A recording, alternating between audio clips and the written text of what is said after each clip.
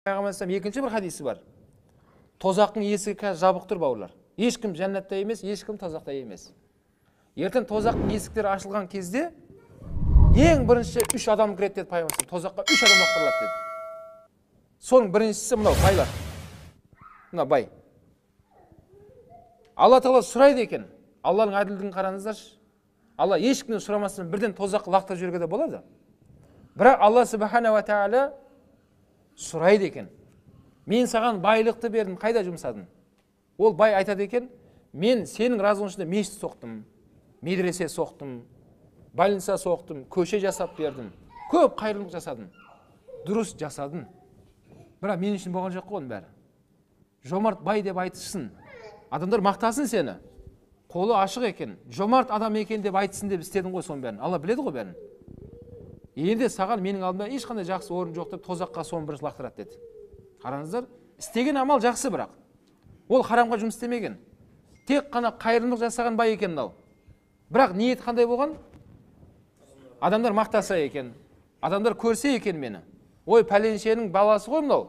Әкесі қандай жақсы адам еді, баласы одан да жомарт екен деп адамдар айтсын, тіпті керек болса саған ескерткіштері орнатты. Адамдар мақтап жатыр әлі.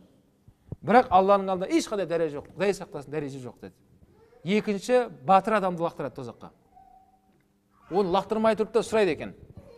Алла Тағала айтады, мен саған күш қуат бердім, денсаулық бердім, оны қалай жұмсадың? Батыр айтады екен, мен елді қорғадым, жерді қорғадым, әлсіздерге қамқор болдым деп көп сонда өзінің батырдықты жақсы жаққа жұмсағандарын айтып ақталады. Алла Субхана ва Тағала айтады, жоқ, сен мен үшін істеген жоқсың. Пәленше батыр екен, қорықпайды екен, жүрегі арыстан екен. Қалай болса солай адамдарды жығып жібереді екен деп мақтану үшін ғана істедің ғой сен. Деп онда тозаққа лақтырады дейді. Үшінші кім лақтырады деді тозаққа? Ғалым, Құран жаттаған қарилар кетеді, Құдай сақтасын. Мен саған білім бердім.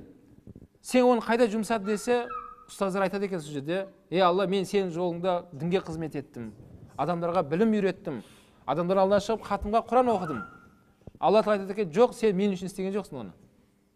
Дауысы әдемі еді, Құран жақсы оқитын еді, уағызды әдемі айтатын еді, айтса, сөйтіп мақтаса екен деп айттың ғой адамдардың арасында.